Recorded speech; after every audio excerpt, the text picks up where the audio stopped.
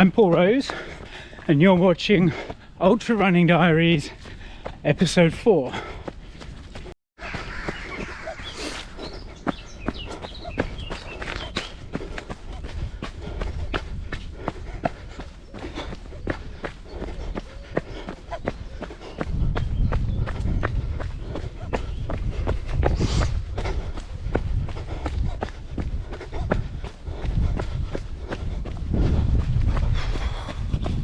So, we're now into April, which means just under 4 months until race day at the Montane Lakeland 100, and about 6-7 weeks until my next race, which is the North Downs Way 50. So what that means is my training is now, as I've just started a new training block, it's now getting more specific towards that ultimate goal of 105 miles around the Lake District at the end of July. When I say more specific, what I basically mean is, whereas the last month or so, 6 weeks probably, been doing a lot of intervals and quite high intensity stuff, predominantly flatter running, focused on speed endurance, strength. My running is now, the runs are getting longer and hillier, and whilst the intervals are still there, my overall intensity has really dropped a bit in favour of more volume in terms of miles and just time on my feet. It's mad how fast this has all dried out. Literally just last week, coming along here a few days ago, it was like running through a swamp. Pretty sure the water line was up around here from this.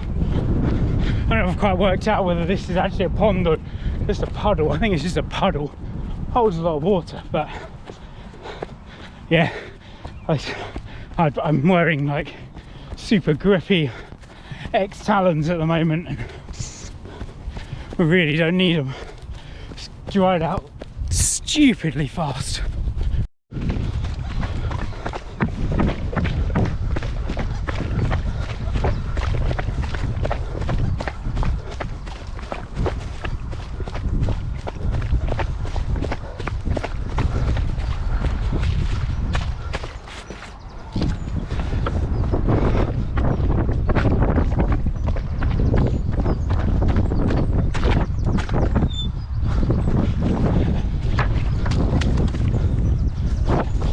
That's more like it. Today's run is 80 minutes, give or take, of easy running on hills. So easy running, think kind of up to 5 on the RPE scale of 10, and maintaining that with the hills. So this is actually quite a nasty hill. So I'm not going fast. Keeps the intensity down. Makes it more about just building my aerobic base, my engine. This is the kind of run I would normally bring Blue with me for. She loves this kind of run, but as you may have noticed in the background, just in case, I will spin the camera around in a second. Oh, that's a good one. There are lambs all over the place starting to appear, and yeah, border collies and sheep have kind of an age-old relationship. You throw or make those sheep new mums, and yeah, they're not so keen on the sheepdog near them, so saving the sheep a bit of stress, leaving Blue at home. She can have a good walk somewhere else later on.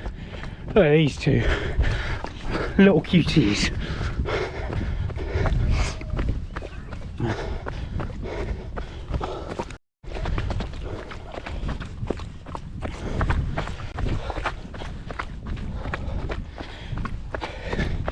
It's times like this, we're going to spring, everything's starting to come to life, especially after a winter that seems to have been never ending. And not kind of counting my chickens yet, we've had a few false springs, but yeah, as I say, times like this, the lambs are hopping around, flowers are showing their faces, trees are getting a little bit green. You kind of remember why we do this outdoor stuff, why we run, so to speak. Those who don't do it, well, you know what, you don't like running, go for a walk, get some of this in your life. Vitamin D, little mini sheep, what's not to love?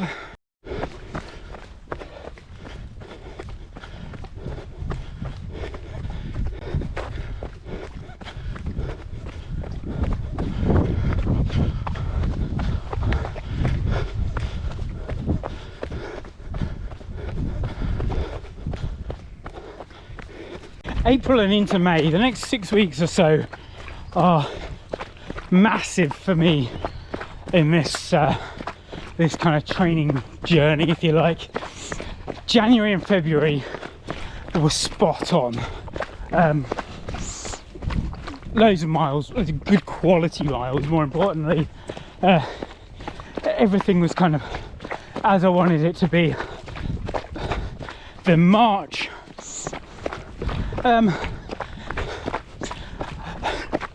my gut says say it fell off a cliff. That'd be exaggerating. It wasn't really a terrible month, it just wasn't where I wanted it to be. A combination of deer stalker being cancelled last minute and a bit of illness, travelling, and generally the weather being so bad the last couple of weeks means I've missed, I mean, I haven't looked at my diary to confirm this, but I'm pretty sure I missed more days in March, training days in March, than I did in January and February combined. Still didn't miss more than, I don't know, maybe 7, 8, but that's still more than I'd like. It feels like I kind of have dropped off a little bit. Need to just ramp things up again now. The North Downs Way 50 miler is on the 20th of May. So that's got to be about 7 weeks, maybe 8, 6, 7, 8 weeks. We'll say 7. So I've got 5 or 6 weeks before I'll go into a taper for that. So those weeks have got to be really spot on now. Get everything that I'm targeting out of all of the sessions. I've got a recce planned at the start of May, so that'll involve going up to the Lake District for a couple of days, and I'll basically run the first 50-60 miles of the 100-mile course, but split over 2 days. It'll be done at a very, very easy pace. There'll be 2 or 3 of us running together. We'll be chatting and stopping to have something to eat, something to drink, take photos, all that kind of stuff. So it'll be a combination of easy running and hiking. Is mainly to just learn a bit about the route, get to know what to expect a little bit, learn the directions. As I said in the first episode, it's self-navigated, so it's good to have an idea of where I'm going beforehand. You don't have to keep looking at a map every 5 seconds. So that's the main purpose. But then just to, again, increase the time on the feet, build that aerobic base a bit more, and just build some more confidence over that kind of terrain is really important as well. But don't, you know, this is what I class as a hilly run today. Over the 8 or so miles that I'll cover, I'll probably do, I can't remember what this route is, 200-300 meters of elevation, which is nothing really when I consider I'll have 6,000 in the Lakeland, and over a kind of 8-mile distance there I could easily cover 500. There are some sections where I'll cover 500 in 2 or 3, so it's just going to be good to get up there and run on some proper, not just steep inclines, but technical inclines, technical descents, and just long hills.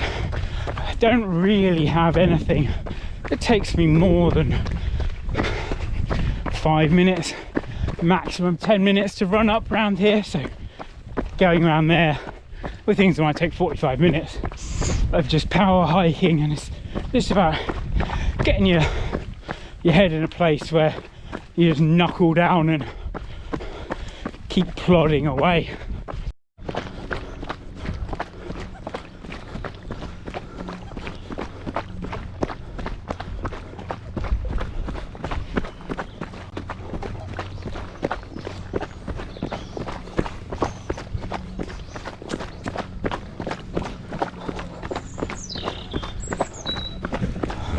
I love this route. The only problem is there are so many of these bloody gates. Once the recce weekend is done up in the lakes, I'll have 2 weeks until the North Downs Way 50. So I'll go into a bit of a taper cycle then, wind down with the aim of really going hard and running well on the North Downs Way. I want to put in a good time. I've never gone under 10 hours for a 50 miler. I want to do that. I mean, admittedly I've done 3 50 milers. 2 of them have had sort of 3,000 plus meters of elevation, so chances of me going under 10 hours on those was very slim. The other one was the first one I ever did, the White Horse 50 back in 2020.